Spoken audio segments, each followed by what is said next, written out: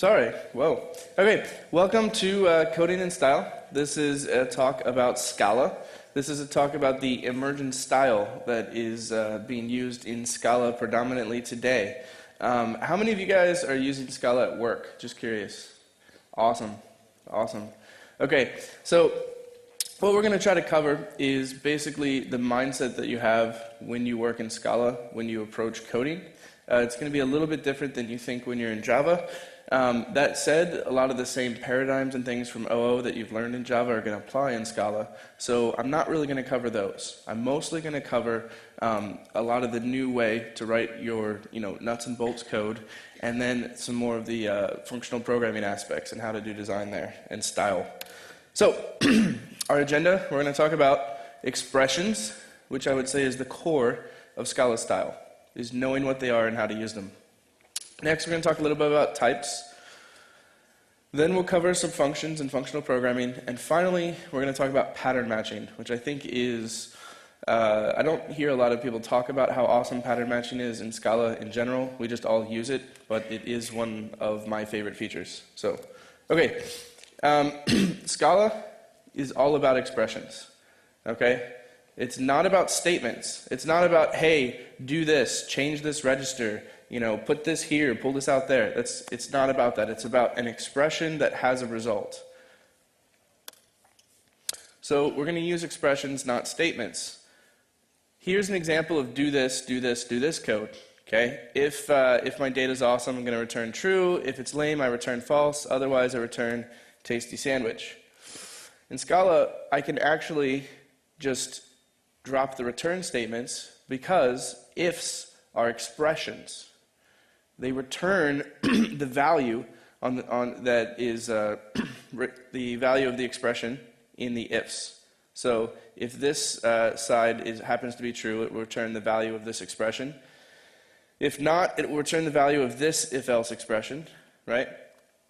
And if data.lame is true in this expression, we return false, etc., etc. So if is an expression, it actually returns a value. We can return directly from if, okay? But that said, it's actually even better to go a little further and just make this be a Boolean expression using ORs, right? We're writing expressions. We're not telling the compiler how to do the actual code, the byte code. All right, the next thing about Scala with expressions is you kind of want to embrace operator notation. It gets used a lot in Scala, and you can use it to actually clarify your code. If you're using operators and it's not clarifying your code, you're not using them correctly. Okay? I'm going to throw that out there. So here's an example where if you look at, I want to grab the set of privileges for a user, but I may or may not have a logged in user. So if I don't have a logged in user, I want to set the privileges object to be nothing. The no privs, it's a null object. Okay, null object is a pattern from Java, and it's just fine to use it. Anyway, so here we have user.map find privileges is a function that we are sending to it, get or else no privs. But if you read this, it actually reads a little bit better. There's a lot less gunk in the way of what you're trying to do.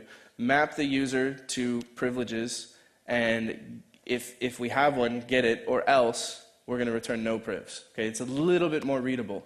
You can probably improve names a bit here to make this even more readable. The key is this map function. Notice I'm using a method with a name. I'm not using an anonymous function here. Why? Because it's a lot more readable to do so. We're going to talk a little bit more about that later and the kind of syntax behind that. But actually using closures versus method names can lead to a little less readable code. So there's a balance here, right? If the closure is a one-liner and really dead simple, use the closure. If it's somewhat complicated and it ends up on multiple lines, making a helper method can really clarify your code. And I definitely recommend it. It also helps with debugging. So things to avoid with operator notation, postfix operator notation. Why do we want to avoid it? Can anyone take a guess? Anyone throw that out? Anyone? Okay. All right. So you want to avoid postfix operator notation. This is where you put operators on the right-hand side, like on a string, you can call length as an operator, so you can have a string expression and then length. You don't want to do this because precedence starts to get really confusing, and your users can't really tell, which operations happen when, and sometimes you can confuse the compiler to think that there's an argument that needs to be had. So just in general, we avoid postfix operator notation. Prefix operator notation, are things like not a variable, okay? That's where you pretend there's an operator on the front. We avoid that for the same reason. It's hard to do precedence. The only time I really use prefix operator notation is for not some Boolean value. And the other thing you want to avoid is trying to never ever use parentheses. I do like to never ever use what I call cockroaches, which are semicolons. But parentheses are really, really useful. And they're really useful because you can clarify which expressions happen first in your code. Never get really clever with operator precedence because it doesn't help other people understand what you're doing. Just use parentheses. Okay. The next thing in Scala is you want to let the language do work for you. You don't need to construct vars to store state, to pass later, and to fill out in blocks. We have expressions. Expressions always return a value. Because expressions always return a value, we don't have to write code that is filling out things up here to use later. We just have an expression that returns the value we want. Here's an example. I hope this is mostly unreadable, actually. This is, this is a function which is slurping in files. Right here, we're creating a variable to store the result of reading from the file. When you call .read and you pass in an array buffer on Java I/O input stream, you get back an integer which tells you how many bytes it has read.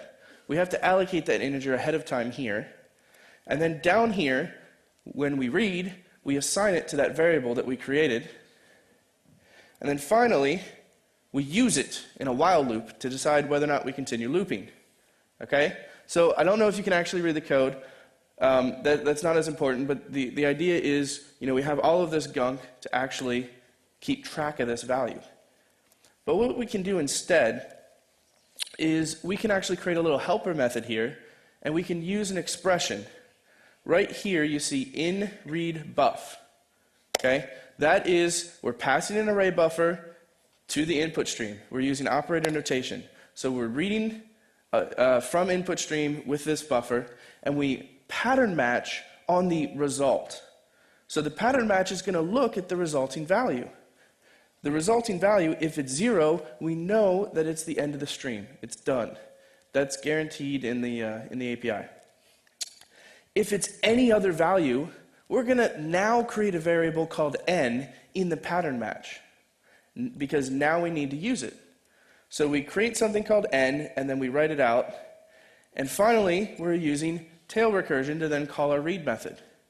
This code, while it's going to be in a helper method, compiles to the exact same while loop we had before. But it's a lot less. I think that this slide is a bit more readable than the previous one, mostly because it's not as much code. If you're unfamiliar with tail recursion there, we're going to kind of go over that. The key here is we're using the value immediately in another expression. Okay? So let's look a little bit at tail recursion. All right? You can annotate a method that is tail recursive to ensure that it compiles to a while loop. I actually highly recommend this when you have performance concerns over recursion, because this will ensure you don't blow your stack. The key is that at the bottom, we're calling ourselves, and we have two cases. Okay? Anyway, we're pattern matching on the value, and on that value, we have a base case. The base case is when we're done. That's when we hit this state, we know that we can no longer loop. Great. If we're in a different state, we do have to loop, and we're actually going to keep performing actions. So in this case, it's just writing to the output stream. Okay, and here's the key. We're capturing the variable using the pattern match notation here when we absolutely need it, and it actually fits with the code. I'm not instantiating it somewhere way far away from where I use it. I instantiate that right there, name it, and use it right away. Okay, so you're kind of changing your thinking here. When you code in Scala, everything is returning a value. I'm starting to write expressions that, can be used in pattern matches or sent to functions and use other expressions. And I'm starting to write code where I don't have return statements. If I need to early exit, I have my expression terminate early, and I have, a way of doing that. So what you kind of think about when you write code is, what is this returning? And what should I be returning? You stop writing things that return void all the time and just set a bunch of stuff. Right? Actually, my opinion with beans are that when you set something on a bean, it should actually return the bean itself so you can continue to call methods on it. Right? There's no point in having void because you can't start chaining and writing, lines of code that make sense and do coherent things. You have, statements that do stuff. Okay. All right, the next piece with Scala style is about types.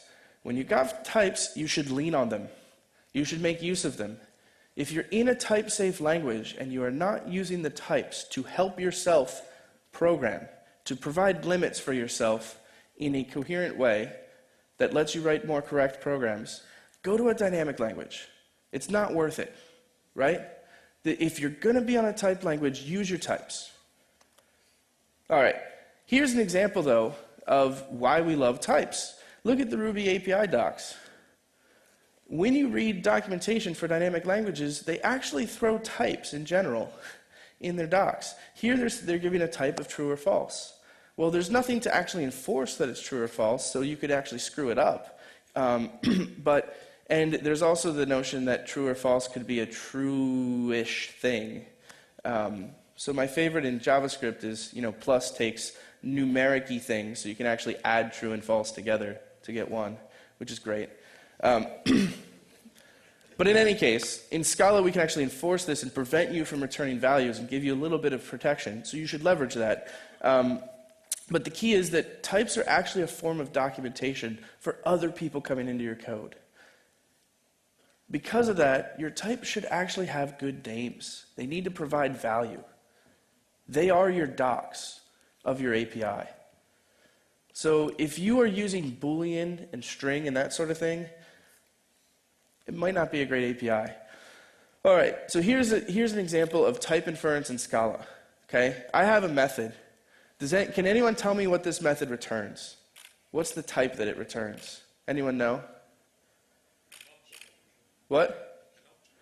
It does not return an optional. That is not the type it returns. It returns any. Thank you. Yeah. Actually, it might return. No, it doesn't return. It returns any ref. And it actually took me a while to figure that out. It took you guys a while to figure that out. Right? If types are documentation, if you have a public method with types on it, you should document what it is for two reasons. One, it will prevent the error which is in this code, where it was returning any ref instead of an option of a method. Okay? And second, it actually tells other people what your code returns without them having to look through it. We're not quite at the point where things automatically get these annotations, but Scaladoc would have it. But since we're reading other people's code, adding the type annotation for public methods is useful. When you have a public API, consider the return type part of the docs. So here are the mental type gymnastics we had to do to figure out what the return type is. You have to look at all three possible return places in this expression and say, okay, what's the common supertype of these? In this case, we're only looking at option and a Java line reflect method, I think, is what that is. Some type like that. Method. Okay? And we have to figure out what this common supertype is in our head. We're doing the compiler's job. Well, in Eclipse, what I like to do if I need to annotate types of some complicated method like this, or in IntelliJ or an IDE essentially, you hover over and it actually tells you what the return type is, and then you write it in. So you don't have to figure it out. You write your method, look at what the return type is, throw it in for documentation, and to make sure that it's what you want to expose. Okay? You don't actually have to figure it out yourself. You can let the compiler do it and document it. All right, so Types are great documentation for interfaces, and your coworkers will love you if you actually name things correctly and annotate things so they don't have to run the compiler in their head every time they look at your method to figure out what it's returning to them. Okay? Unless they're using an IDE, then they can probably hover over it. But not everyone does. All right. Anyway, here's the example where any ref was returned, so annotate your return types. Okay? Here, where I'm, when I annotate the return type, what you'll notice is we get a type error here, and sorry for the bad formatting, I used the wrong resolution. Anyway, we get a type error that says we expected an option of method but found method. These errors are actually highly useful for improving your code when there's a type error. When there's a type error, you say, oh, it wants this type, I have this type. Those are generally easy to fix. If you let that error escape beyond the scope of this method, it becomes a lot harder to fix. It becomes a lot harder to debug. Those are actually the worst kind of things. All right, so we switch it to some, everything's great. So, another thing about annotation, besides getting a better error message and limiting where your errors are, is that you're not going to leak abstractions. You're not going to leak specific types. If you allow the type inference to work for you, sometimes it's going to try to give you the most specific type it can, which in general is okay, unless, say, you're working with OSGI or something, and you need to be returning interfaces, and instead it's giving you an actual class that can be instantiated, where they could say, oh, I know it's this class, I'm going to start doing dirty things with reflection. You kind of want to keep your abstractions abstract, and just return those raw interfaces you want people using, as opposed to your internals. Okay, so another problem that people generally do with types is they overuse strings, booleans, tuples, and null. Okay, so here's a bad example. I have a method called statistics. I'm going to return a tuple of double, double, double. Everybody knows what I'm returning, right? What's the first double? Anyone? Oh, right, yeah, because I annotated it in the Java docs. But if you're looking at this like in an IDE with autocomplete, you just see double, double, double. You don't necessarily see the Java docs right away. You're like, oh, what's this double, double, So what you should do is actually create a case class or something to name this type and give meaningful names to things so when you return it, people know what these things are. There's no need to write documentation for statistics about what the first double is, right? Right now, the documentation I write would be possibly what kind of error margin I expect with mean, median, standard deviation, how things are interrelated, that sort of thing. My docs become a bit more useful. I don't have to document, things that can be expressed in the types.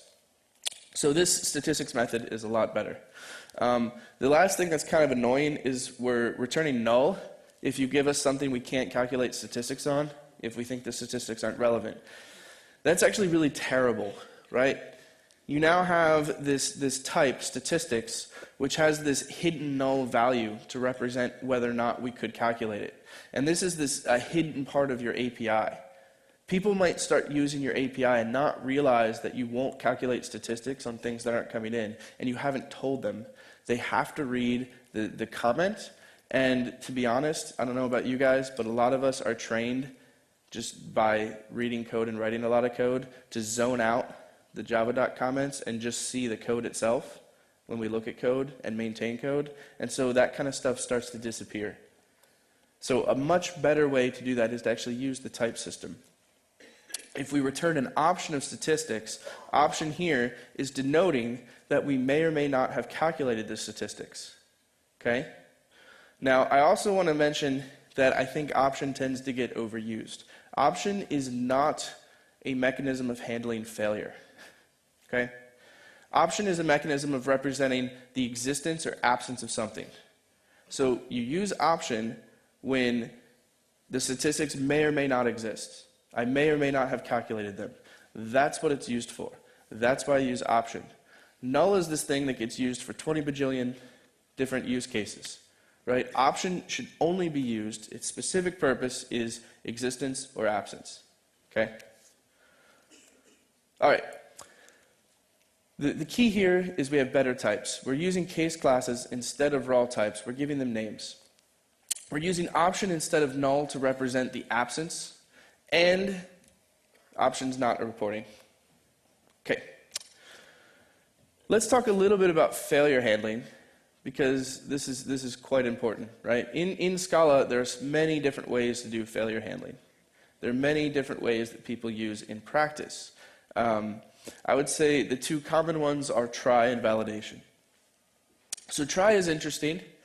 It's an object that has two states, success and failure. Okay, it will automatically catch exceptions thrown when you call try with an expression, and pull a failure state that captures that expression.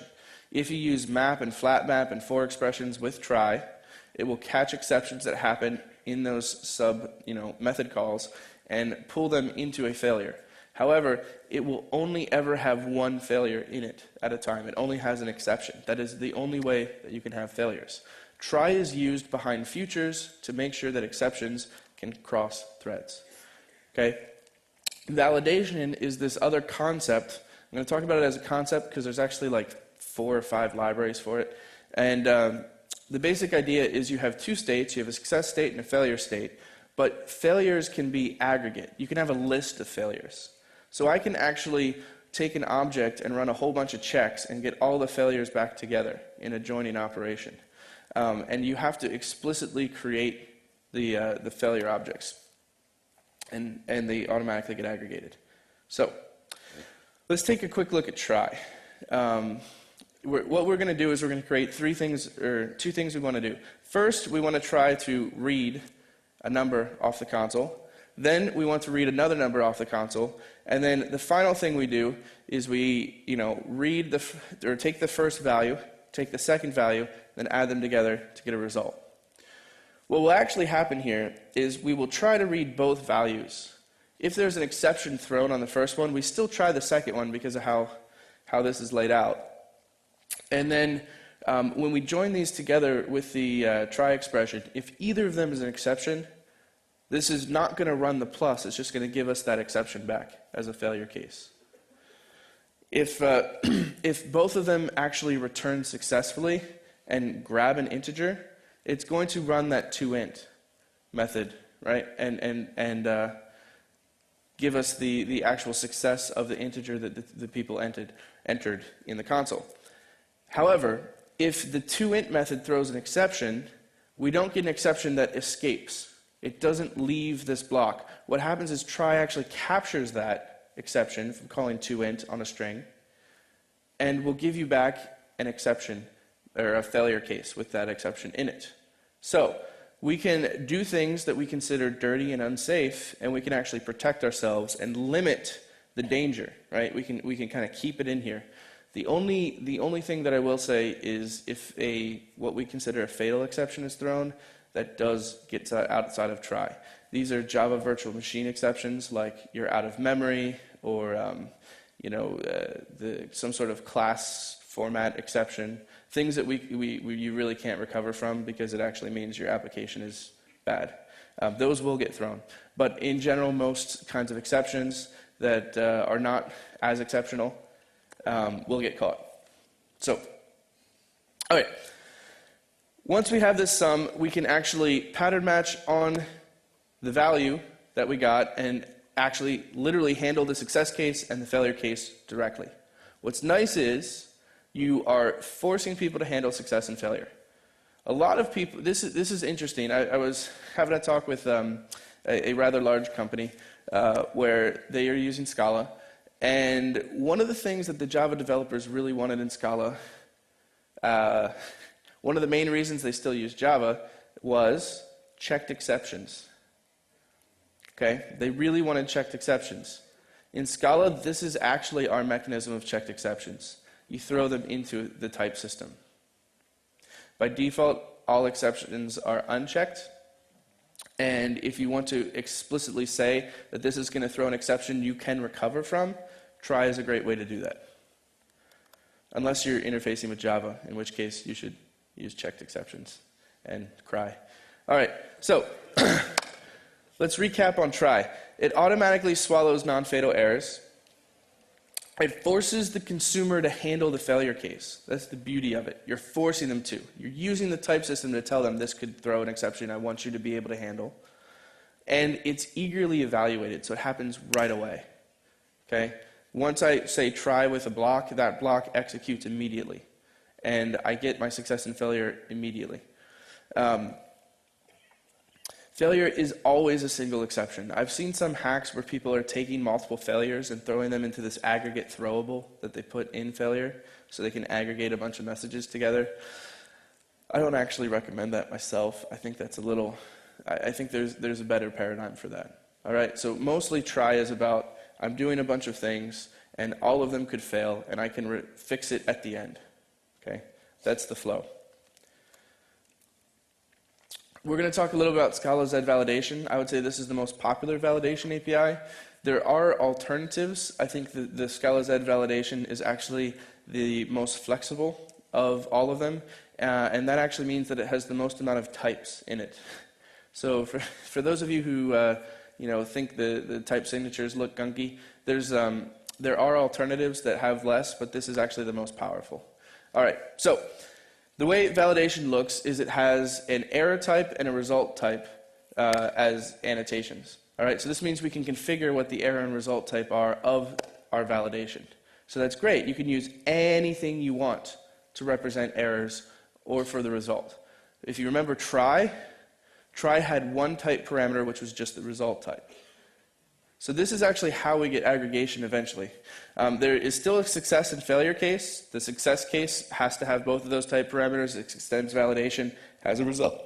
The failure test case has error and result and the types, but it only has an error in it. Okay? What's interesting is errors can be any type, and if they happen to be a list of errors or some sort of collection of errors, technically anything that has a way of joining together the error type, then you can aggregate errors. That's why you pick validation. All right? You could also use exception if you wanted to, and you would have a validation that's exactly like try if you wanted to. That's why we say that validation is far more flexible than try, because you can kind of customize it. However, what you're going to end up doing with validation is you're going to take validation, specialize it for what you want to do, and then use your own API on top of validation, or you're going to pick one that Scala Z provides called validation NEL. Yeah, we'll cover that in a sec. So there's this additional type parameter for error, and we can join together errors and pack them. So in Activator, which is what I work on at TypeSafe, we're using something like validation, but we didn't actually want to pull in all of the Scala Z library because we cross-compile against dangerous Scala versions. Yay. So we're using our own kind of simplified, just the validation piece. And what's really beautiful about validation is all of our user interactions we return process result from, which is our version of validation. So we return a validation or validated thing. And you can have multiple errors in there. So we can actually take, say, user input and check all sorts of properties against it, aggregate them together, and get a value. And then we can have a sequence of operations we perform. And if we had success after all this validation, all those sequence of operations, if they throw an exception, will actually cause a failure for the whole thing. So you either get a bunch of error messages if you had any problems before you go into the processing, or you get the actual process error. So it's a great way to do farming out of many things and joining together and sequencing. Okay? If you're an FP person, that means you have an applicative and a monad. Yay. All right. So if we want to join errors together, this is what the syntax looks like in Scala Z. The little @ symbol you can think of like zip. It's not quite like zip because you can actually have multiple things. But if I call getUser on form, and I get back a validation of two types, and I call getPassword of form, and I get back the password with a few types in it, then I can take the user and the password, join them together at the same time, so that the error messages from my user validation and my password validation get joined together if there were errors in both. Okay? The reason we do this instead of a for expression is so both errors come down. We'll get both, yeah. All right, I already said that. So, the apply here is, I'm directly calling apply. I marked it red there so you kind of know that I prefer this syntax when you're using applicative builders in Scala Z. I prefer it for applicative in general. If you're saying, and for zip, so if you're saying like, this and this, and then some people would drop the apply because Scala will allow you to drop it, I actually prefer to write it here. I think it kind of clarifies a little bit what's happening so people know what method to go look up. Okay. So, the other thing that I want to say about Scala is that functions are people too. Okay? When you design with Scala, you can design with nouns, you can do your OO graphs, but you can also do functional design where you start with functions and kind of build up. And this is where it's going to get a little fun. So, in functional design, you create this reusable base of functions, things like sum, things like power, right? Where they take these raw types like int, or string, or boolean, or maybe like my user from my domain model. And what I can do later is I can actually lift these into more specific functions. So if I want to have sum be run against asynchronous input, I can actually create something that takes this method and turns it into something that takes future int, and returns future int. Okay? Right now I'm writing it by hand. You can actually make this be completely generic if you wanted to. But I can, if I have future ints, what I do is I use a for expression to rip the value out of the future and run my raw function. Okay? So what I'm doing there is I'm going between levels of abstraction. Okay? In the bottom I have these raw types, string, account, is empty, calculate bounds, person, int on raw types, and I want to go to this asynchronous abstraction because I'm in an asynchronous world, say I'm using Play Web Framework, whatever, and I need futures. Well, the way I do that in Scala is for expressions, and there's a few other things you can do as well, but I'm actually moving to a different level of abstraction. Do you know what those arrows are that are going between those levels of abstractions? Anyone? They have a scary name. Yeah, Luke knows. What? Yeah, lifting, yeah. It's actually not a monad, it's a functor. Yeah. What? So, yeah, the difference, it doesn't matter, but when you hear the term, that's what it means. We can go into depth on those, but I'm trying to give you like the reason why it matters, the reason why we use those terms, the reason why people are excited. You're actually lifting between these levels of abstraction, and you're taking functions and reusing them in a different context. So you're actually composing functions, and you're designing your functional design. And this is actually how you think of it.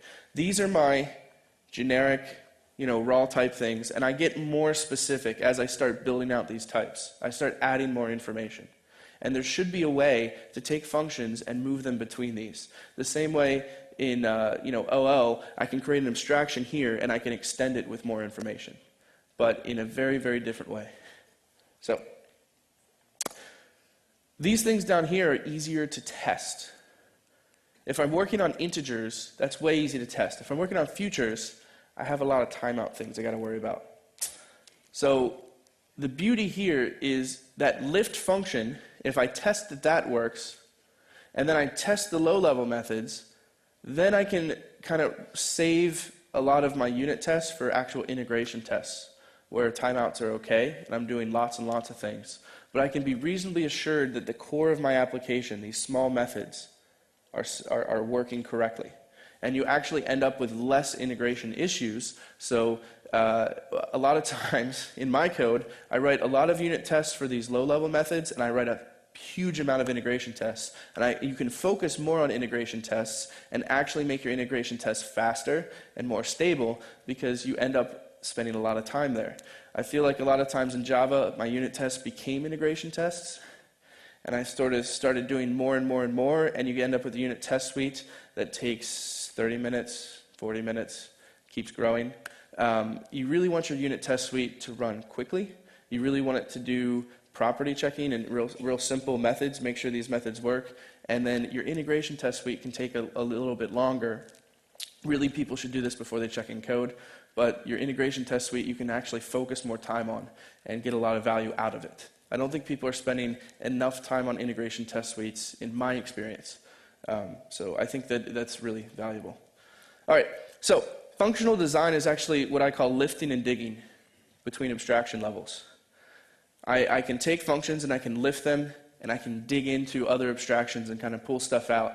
So we test the lower level functionality, we test our ability to lift, and we get some safe guarantees if we follow the laws. So there are laws about the things that you use to lift into, those types. They're actually useful. If you follow those laws, that means you don't have to test other things. But that, when people talk about monads and applicative functors and that, it's because we have these mathematical set of laws that if we abide by them, we can do less testing. On those specific types, we only have to do testing on the methods that are doing the work. Okay, so now we're going to talk about flowing data. So you want to keep external concerns external to your methods. So for example, if I want to make stuff asynchronous, right, only the guys who are asynchronous should really care that they're asynchronous. My getUser method here is not. So I'm actually lifting him into future, and then I'm using this async getAdds, which has to be an asynchronous method. It has to. The only way I can implement that is to return asynchronous. So I know that it's going to be a little bit harder to test because of that, and most likely, if it's an asynchronous method called getAdds, I'm calling some add server, and I really need to test that in my integration test suite anyway. I'm unable to unit test it correctly to really make sure it works. You can always stub it out, sure, but I can't really make sure it works. And at the end of this, I yield data. But this is a flow, right? I'm asynchronously saying, do this, then this guy. In Scala, these show up as 4 expressions. And this is where we'll see lifting and digging. Here's lifting. I'm taking getUser and I'm lifting it into the asynchronous context. I'm lifting it into a future. Here's digging. After I'm in that future, I'm digging in and grabbing the user out directly. This is actually a really contrite, trivial example, because you wouldn't just put something into a future and then pull it out immediately, necessarily. Maybe if you want to throw it on another thread immediately and return yours because your thread can't block, sure. But in general, you probably wouldn't do that, but I hope you guys get the idea here.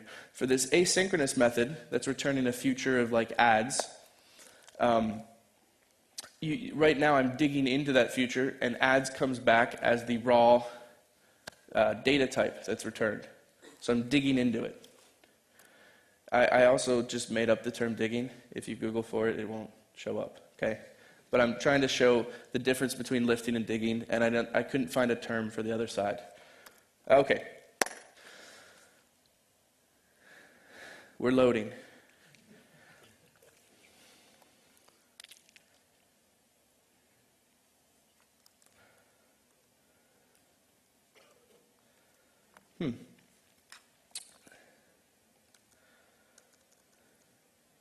Okay, cool. So worried I had to open the PDF. All right, so 4 expressions are your mechanism of digging into functional abstractions, so you can dig into the lower levels and use those methods that you unit tested, that you know are safe. But you're operating at the more abstract, harder to work with level, okay? You're going to sequence operations. You're going to say, do this, do this, do this, do this, do this. The first one has to succeed before the next one can go. And the 4 expressions are actually just wrappers over these map, flat map, and filter width methods. So if you want to use 4 expressions on your own abstraction, you just have to implement these 3 methods, and then you will have all of that goodness to do your lifting and digging. The next thing we want to talk about is actually pattern matching. So I want to take conditional logic depending on what color the pencil is. I personally like the blue one. I don't know what you guys like. Okay. All right, so pattern matching is really Scala's secret power here. I don't know of many languages on the JVM that actually have pattern matching, but it really, really cleans up a lot of code. And the primary thing you're doing with pattern matching is you're taking something that has a less specific type and you're trying to get back a specific type.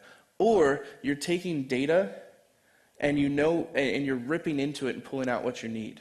So you're going from this universe of unknown into very, very specific things that you know how to work with. That's what pattern matching is about. You're going to selectively do something based on the data you see. So here's an example. I have a user class, or a person class, where people have a name and a residence. The residence has a city and a country in it, and people can actually have multiple residences. Maybe you have a summer home, I don't, but maybe you do, and so you could have more than one. We want to find a list of everybody who has a house in Pittsburgh, because that's where I live. So we're going to use pattern matching. I don't know, how many of you guys know the collect method on collections? Okay, not many. So what collect does is I pass it what's called a partial function.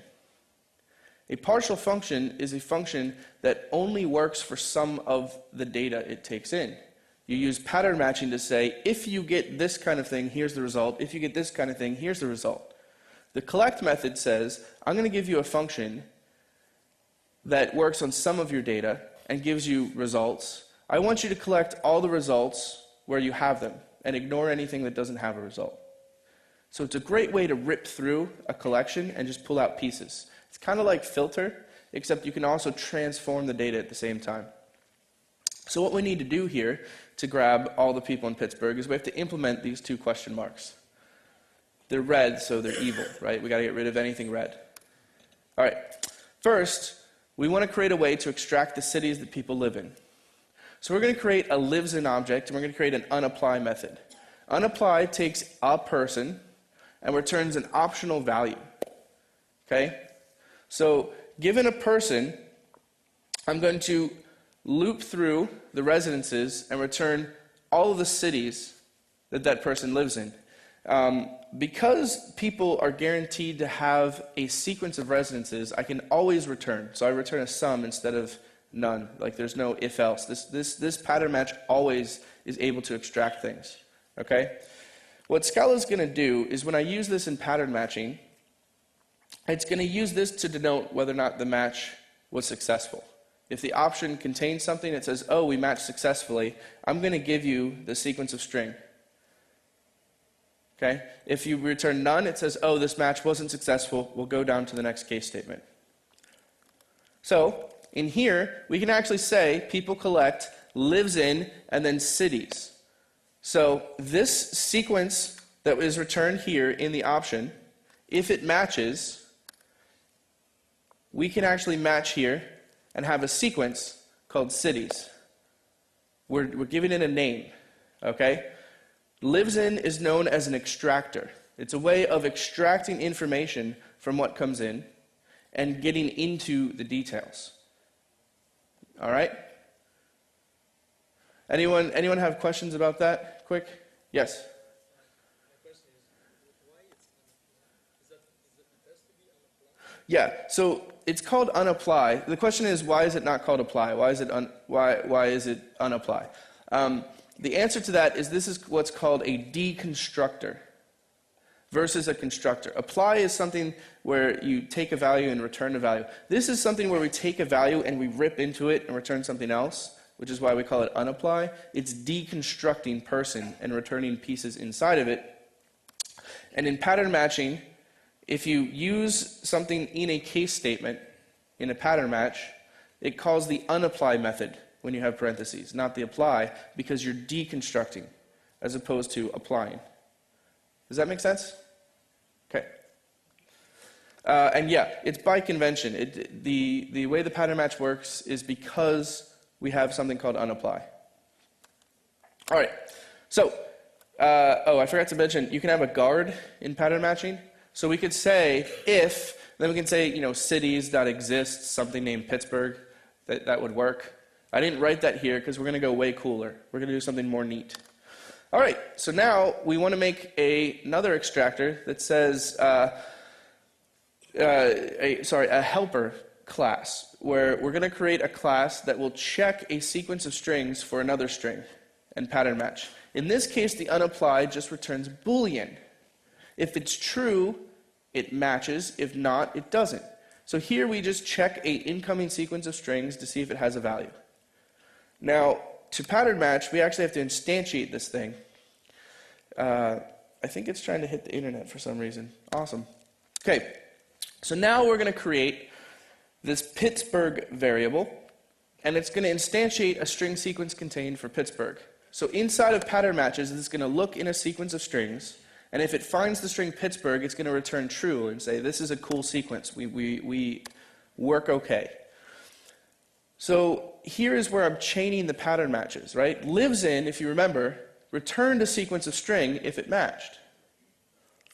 So I can actually take Pittsburgh and then use that to match against the sequence of string, and Pittsburgh only returns true or false. So there's no parentheses on that unapply method. It just returns true or false. So here now I can rip through all of my people and figure out who lives in Pittsburgh and do something useful if they live in Pittsburgh. Okay? Where I first started using this kind of pattern matching was actually log file extraction. I would take all the logs and I would write pattern matches that would rip apart the log4j denotion and pattern match against the different pieces, and I could go through and say, okay, I want to find errors in this subsystem, rip them apart and collect them and do useful statistics on them. It's really, really beautiful to start chaining these things and start figuring out how to rip into your data, work with it.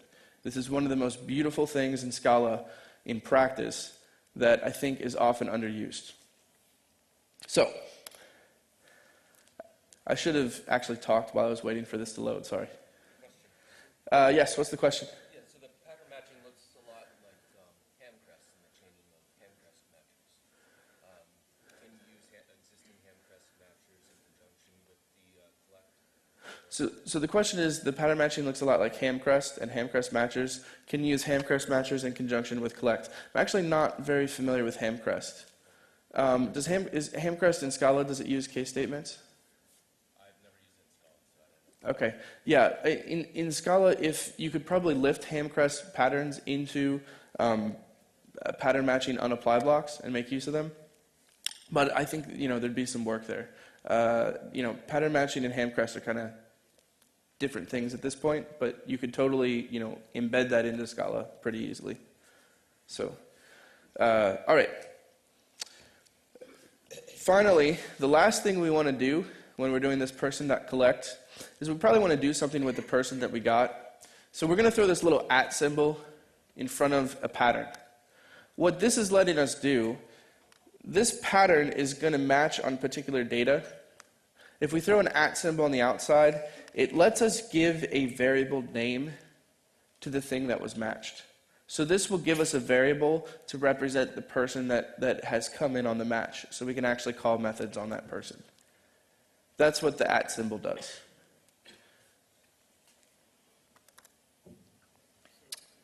Yeah? Can you go back? Might be dangerous, Ben. Okay, we're back. Well, yeah. So what are you exactly doing in lives in Pittsburgh? Are you chaining unapplies? Yes, the unapplies get chained. So the pattern matcher will call the first unapply from lives in. If that's successful, it will try the unapply from Pittsburgh. If that's successful, then this case works.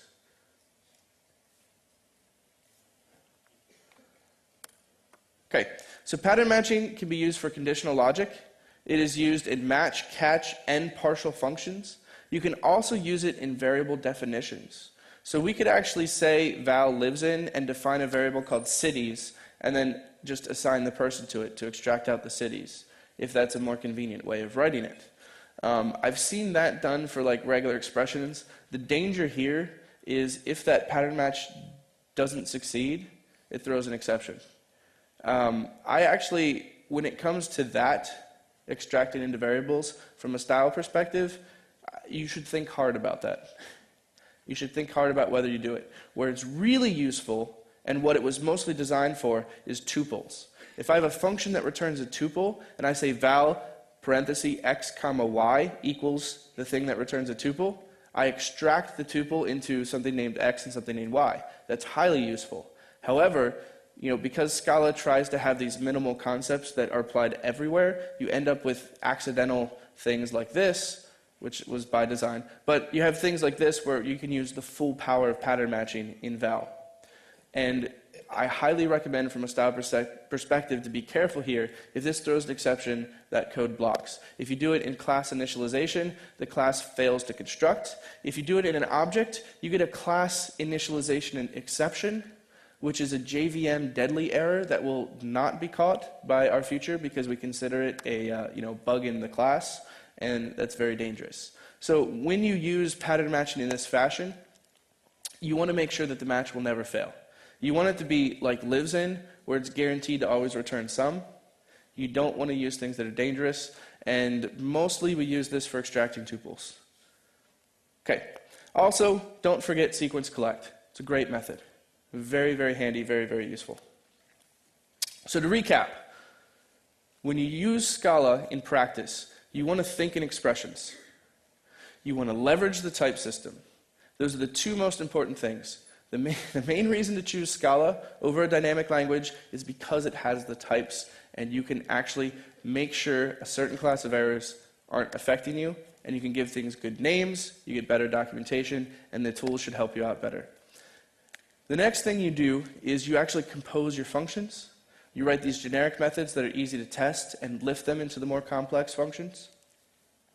You lift and dig as appropriate. Finally, ripping into data with pattern matching is one reason why doing big data in Scala is pretty awesome, because you can rip through things, do lots of these filters and collects and stuff. So, any questions?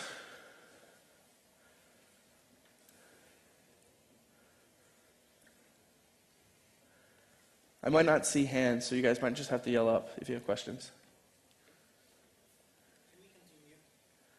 Can we continue? What? Can we continue? Continue? Yeah. You'd like to hear more? Yeah. You want me to just make up stuff? So what you really need is lots of ASCII art in your code. Unicode snowmen are great, little smiley faces. It just makes people happy when they read your code. You want me to continue now? Oh, right here. So you have this notion of a functor, you have to abstract up. Yeah. Abstract up in different ways, so you have different functors. Yeah.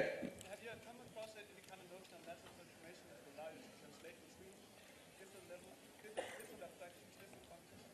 Yeah, so there are mechanisms to do that, and that's where it starts to get a bit crazy. I'd actually recommend reading up on the docs. Like I learned a lot about category that a lot of that stuff, the abstractions, the terms we use comes from category theory. Category theory, in my opinion, is this really abstract way of talking about things that is mostly useless until you have a domain. When you start talking about it within terms of types and this lifting and digging, that's when it becomes useful. The raw category theory is pretty abstract. They use it to describe mathematical proofs to make it easier. So that'll tell you what kind of mathematical proofs they're using it on. Oh, sorry. The question is about abstractions. So if I have a functor or something that goes from these abstract types to more specific types and then another type of thing, is there a way to combine these two? And the answer is yes. Actually, functors do compose. So you can, if you have two abstractions like that, you can actually merge them together and have a single thing that goes to both. You can those abstractions compose directly. So if you have the abstraction for both of those, you can lift them together. If it's a monadic, that's when things get a little painful. Some of them can compose, most of them don't. They can only compose if they happen to have a transformer. There's this thing called applicative functors. There's lots of terms I can start throwing out. So yes, there are means of composing these things and working with them together. I highly recommend reading up on it. I don't actually have enough slides to make it make sense right now. Sorry. Or backup material. Any other questions? Yes? Do you have any suggestions for what to read when you want to learn more about the terms you throw around? Oh, so suggestions for what to read when you want to read the terms I throw around. Well, you don't want to do it the way I did it, I think. But there's a few great books. There's Functional Programming in Scala by Bjornson, Paul Chisano, and Tony Morris. That book, in my opinion, Paul Chisano is this genius at making example code that clarifies a topic. And so that's actually a great book to read because the examples are really, really, really good to help you kind of get a feel for what these terms mean, how they're used. If you want to go crazy, there's Real World Haskell, which is a very fun, well-written book that actually goes into things. That's another good read. You do not want to go and start reading the mathematical papers. That's what I did. So anyway, okay. Any other questions? Yes? I have one, it's about tooling. Tooling, yes. At the beginning of your presentation, you showed how it's important to give even like small closures, let's say, a meaningful name for readability. And normally you would do that with a nice IDE that extracts it for you and gives the right signature and so on. What is your recommendation for that? So the question is, in the beginning, we mentioned about function literals and how I'm recommending putting them into methods and lifting them out, and how some IDEs can actually take these and lift them automatically into methods for you and do it. If you have an IDE that does that you love, great, use it. I have never worked on a team where the whole team uses the same tool. I should say, I've never worked on a team where the whole team wants to use the same tool. I have worked on one where we were forced to, and that works out at times. But a lot of people are really pragmatic about tooling. I actually don't care what you use. A lot of the initial things about annotating types, when you're in an IDE, that becomes a little bit less important because other people can kind of hover over things and see what the return type is. Some of the autocomplete is getting even better to the point where more and more docs are coming up. In general, it's really good to have those annotations because you could be working with somebody who uses Emacs, Sublime, Eclipse, or IntelliJ, and you're not really sure what level of support they have in those tools. So these recommendations are for that kind of a team where you, even if you force people to use Eclipse, they still use Sublime, that sort of thing. So, yeah. Question? Would you unit test those extractors or just the place where you use them? So the question is, would I unit test those extractors or just the place where I use it? I would unit test the extractors. I would definitely unit test the extractors. That's a great way to have a not fun afternoon, is to not unit test your extractors and have a whole ton of them, and then try to unit test that whole thing together. Yeah. Any other questions? Great, thanks guys.